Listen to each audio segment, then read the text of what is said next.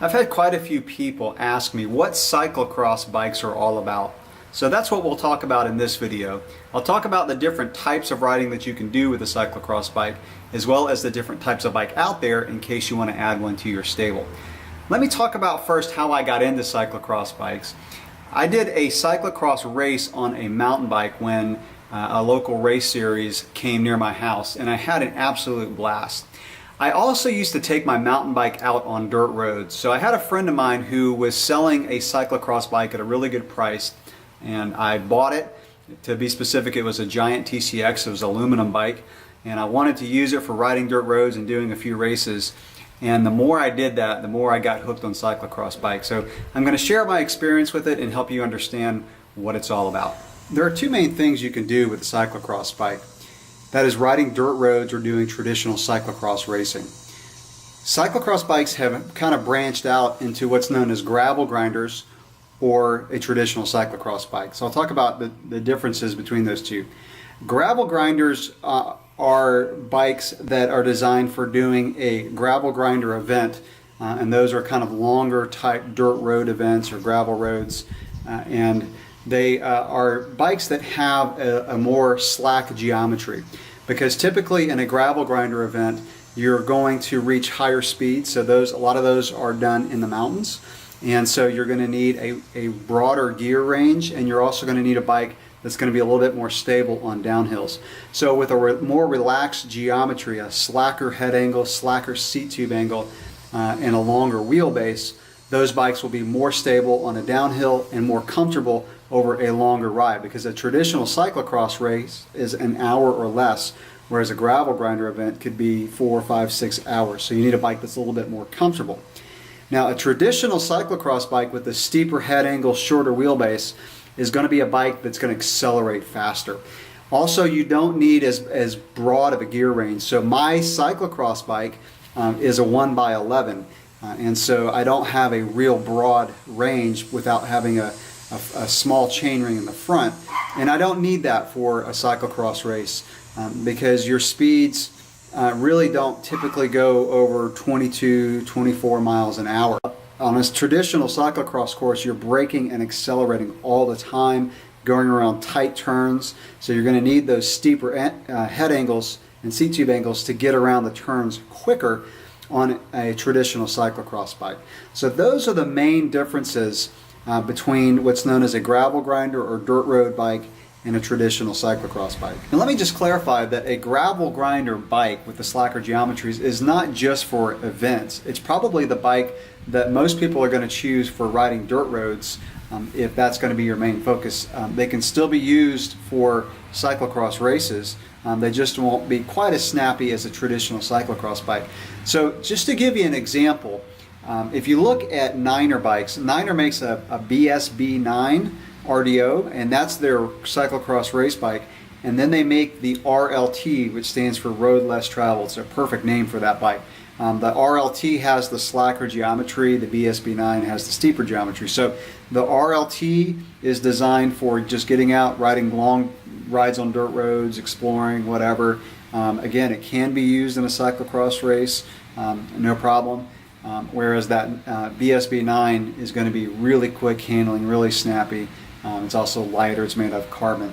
So those are two good examples of what would be a gravel grinder bike and a traditional cyclocross bike. And just as a side note, my cyclocross bike has electronic shifting, so it has Shimano Ultegra Di2 shifting. It's the only bike in my fleet that has electronic shifting, and I think it's a really good application for electronic shifting, because one is the bikes can get really muddy. Some of the courses will have a lot of mud, and so you're going to need to have a bike that's sealed off. In other words, the cables are sealed off. And with electronic shifting, there are no cables. And my bike also has hydraulic brakes, so there are no cables that can get mud or dirt in. Whereas a gravel grinder bike, you're not shifting as often. And even though those can get pretty muddy, I found that a pure cyclocross race oftentimes will throw more mud and sand at you than just riding on dirt roads. I'll talk about dirt road riding first, because I think a lot of people watching this video are going to be interested in this, because dirt road riding adds a whole nother type of variety to your riding. So if you ride on the road and or you do mountain biking, adding the ability to ride dirt roads, if you have some in your area, I think is really going to open up a new avenue of riding. I love going out on dirt roads for a lot of reasons, and let me talk about those. First of all, like I said, just the variety. Being able to find the road less traveled. There'll be times when I'm out on a road and I'll see a dirt road, and it's really fun to go on Google Maps and just find some new dirt roads to ride and just exploring. So just getting out and exploring the dirt roads. Now obviously you can do that on your mountain bike, but having a cyclocross bike allows you to cover ground a lot quicker. And if you get into riding in groups, it's interesting around my area, dirt road riding has just exploded. A lot of guys who used to spend a lot of time on the road are now riding the dirt roads, and so being able to ride in a group with other guys, typically they're going to have cyclocross bikes unless you just hook up with some guys on mountain bikes, but being able to get out there on the dirt roads and riding with a group is a lot of fun. The dirt roads around my area typically will have more shade, so especially in the summertime it's nice to get out on roads that have more shade. Also, they're obviously a lot safer from traffic. Now, I showed my bike fleet in another video, and I showed my road bike that I've had for probably a year and a half, 2 years now. I recently have made the decision to sell my road bike. I had an incident a few weeks ago that really pushed me to do that, and I was out on a 2-lane country road, huge bike lane on both sides, straight, just out in the middle of nowhere, no traffic. I was doing intervals, head down, just getting after it, and a car came within inches of me. Either did it on purpose or was looking down at the radio or texting. I have a feeling it was the latter, and so it really, it's one of those things where you have trouble going to sleep at night. And I mentioned in my video where I show my fleet that I've had seasons where I get out of road biking. I kind of feel like this is it for me. I've got 2 small kids, and had that car been a couple inches closer, I wouldn't be here making this video, and my kids wouldn't have a dad. So that's a personal decision that everybody has to make. Now, I still will have to ride on the road on my cyclocross bike. I just am not doing it near as much, because connecting dirt roads, or even on my mountain bike, riding out to the trailhead, I'm going to be on the roads, but I use a mirror. I watch the traffic behind me. When I was doing the interval that time, I wasn't watching my mirror. Had I been doing so, I would have gotten off the road. So I say all that to say that adding in the option of training on dirt roads it's going to be safer. Because if you're a mountain biker, it's real important to get that type of riding where you're just at constant effort that you get on a road bike. And so, the riding on the trails, a lot of times it's hard to get that constant effort because you're stopping, you're pedaling quite a bit for corners and things like that. So that's why I like adding dirt roads into my training. Also, there are more dirt road events, events that are between 40, 50, 60 miles long, that is kind of like a traditional road event, but it's on dirt roads, and those are a lot of fun as well. One thing I have not gotten into yet are the gravel grinder events up in the mountains, and I've done some local dirt road type events, but nothing up in the mountains, and those are getting really popular. There's a whole series now. And I'll put in a plug for a friend of mine who has a really great channel. It's called gravelcyclist.com. So check that out because he goes to those events and he'll post information about those events. So that's a really good site for you to get some info about that. For dirt road riding, you can easily use a traditional cyclocross bike. It's what I've done for years. Since I did sell my road bike, I'm actually going to get a dedicated gravel grinder bike. So that I can have it set up with 2 water bottle cages, a mirror, pump, seat pack, all that. And it's going to have a broader gear range, like I said, which I'm going to need if I go up into the mountains and start doing more gravel grinder events. So I'll have that bike set up as my dirt road bike, and then I'll have my giant TCX set up as my traditional cyclocross bike. So again, you can easily do dirt road riding on a cyclocross bike. You don't need to get two bikes. If you are going to get into cyclocross racing, which I'll talk more in detail here in a minute, I would recommend getting a 2 chainring bike if you want to use it for dirt roads, unless you live in an area that's totally flat and you don't plan on going up to the mountains to ride your cyclocross bike. If you ride in more hilly terrain, you're really going to need 2 chain rings in the front and a 10 or 11 in the back. One thing that I do like about riding on dirt roads as well, especially with winter coming up and the limited daylight, riding on dirt roads at night with lights is pretty safe. It's a lot safer than riding on the road, and a lot of times our local trails don't allow bikes on at night, so that's going to depend on your trail. So again, getting out on a dirt road at night, because sometimes it gets dark at 5:30, 6 o'clock, and you get off work and you want to ride, so that adds another option to your training. Now I'll switch the topic to cyclocross racing. I used to do a lot of mountain bike racing. As I've gotten more busy in my career and as a husband, as a father, my training time has been limited to around 8 to 10 hours per week, and that will include some strength training a couple days a week. The thing I love about cyclocross racing is you don't have to put in a large amount of training volume, so 15 to 20 hours a week, because once you get to that elite level in mountain bike racing, the guys are absolutely flying, and if you're going to try to get on the podium, you really do have to put in quite a bit of training, because those events can be 2+ hours. A cyclocross race is going to be 45 minutes to an hour, depending on what class you do. So you can train for that with, like I said, about 8 to 10 hours a week, because you can do just some short intervals and things like that. So that's one reason I really have gravitated towards cyclocross racing. Another thing that I enjoy about cyclocross racing, being a family guy, is it's really great for the family. One, because they are able to see you almost the whole race. So each lap will take between 6, 8, 10 minutes at the most. So they can see you a lot more often than they could in a mountain bike race. In a mountain bike race, you just pop out of the woods, grab a water bottle, and head back in for another half hour.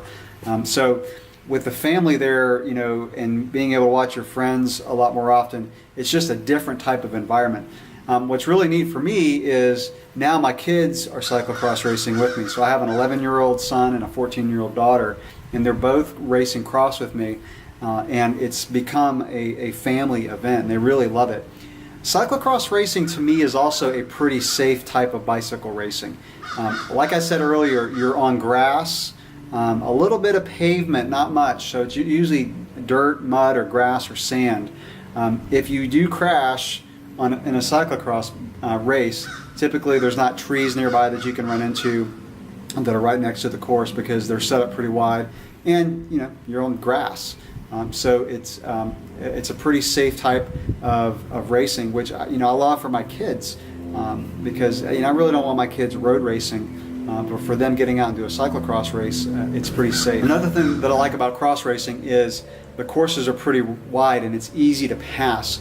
A lot of the mountain bike racing in my area is on really tight single track, and you're on single track for 99% of the race. So if you don't get a great start sometimes in a mountain bike race, it's hard to move up. With cyclocross racing, you can pass a lot more easily.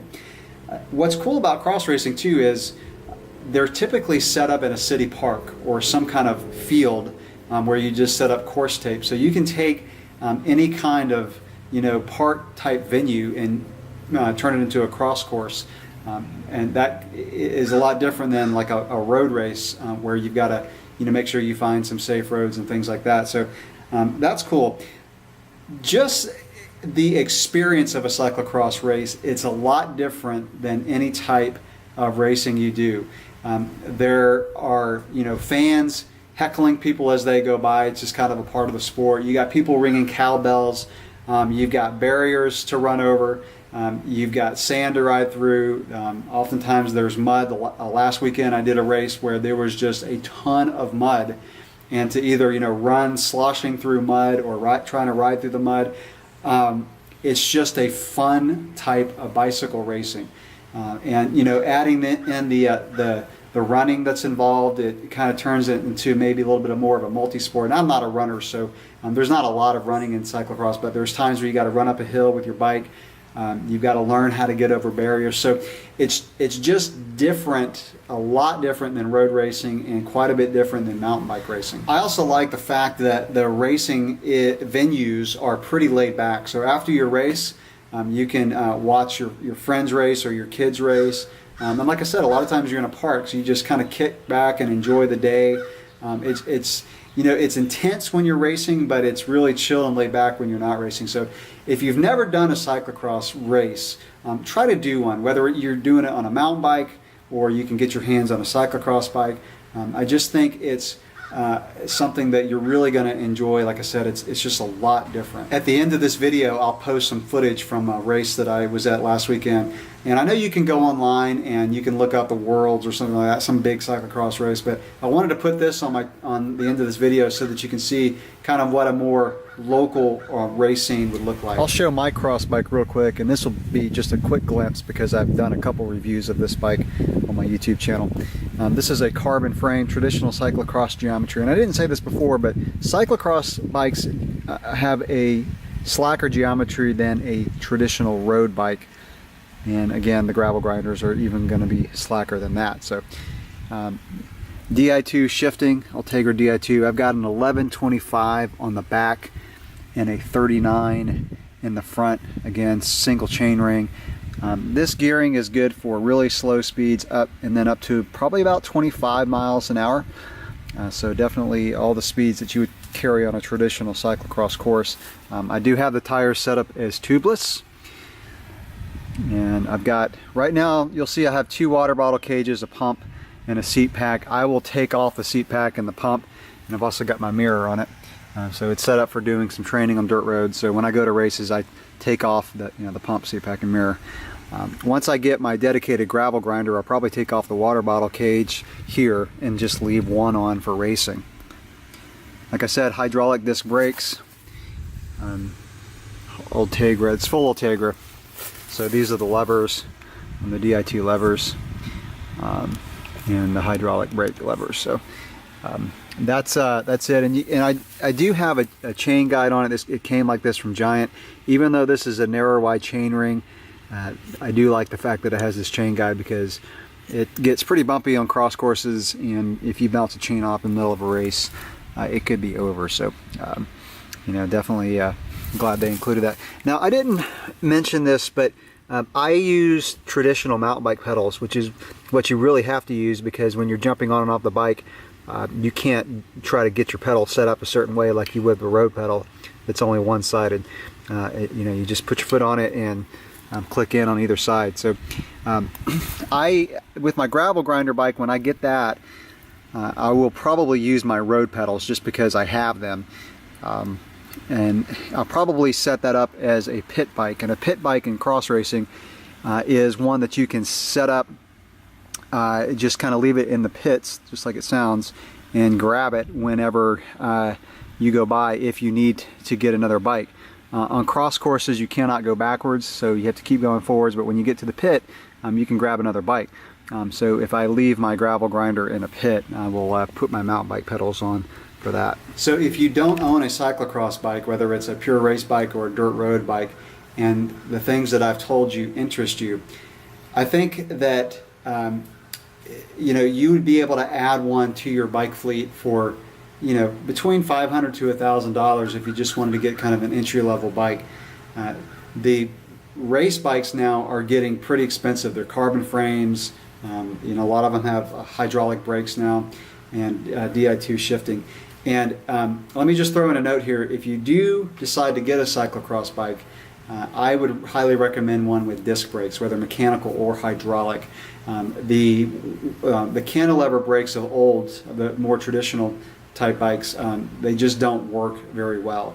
They do shed mud pretty well, but whether it's a dirt road or a race bike, I would really recommend you getting one with hydraulic brakes. So again, between $500 to $1,000, you could probably find one used. You could, in theory, take an old road bike if you wanted to and convert it into a cyclocross bike. If you do that, what I would recommend is getting cantilever brakes for it if you can. A lot of times the road bikes you cannot. So that would be more to just kind of get into the sport. But if you do that, try to put a bigger tire on the front. So maybe a 38C tire in the front and a 33 to 35 in the back. What that's going to do is it's going to raise the front end just a little bit and slacken the head angle because a road bike has a pretty steep head angle. But again, if you think you're going to get into it, I would recommend looking for a used bike or a good deal at your bike shop to get one that to just kind of get you into the sport. If what I've talked about really interests you and you're like, yes, I definitely want to get into it, then you could spend up to $3,000–4,000 on a cross bike. Whether you get carbon or aluminum, it doesn't really matter a whole lot in a cross bike. I like my carbon because it's stiff, it's light, but you don't need to have carbon for a cross bike. And that's one thing that I really like about cross bikes is the technology can only go so far. With mountain biking, there's just so much variety. There's 29ers, 27.5, all kind of different brakes and travel and things like that, electronic shifting, or there's so much types of technology with a cross bike. It's really just making the decision of hydraulic or cantilever brakes, and maybe if you want to get Di2 shifting. So again, if you're getting into it, you've got some options. It's just going to depend on your budget. So that's the quick down and dirty on cyclocross racing and dirt road riding. If you have any comments or questions, leave them below. If this video was helpful for you, give it a thumbs up for me. Thanks for watching, and here are some scenes from the local race that I did last week.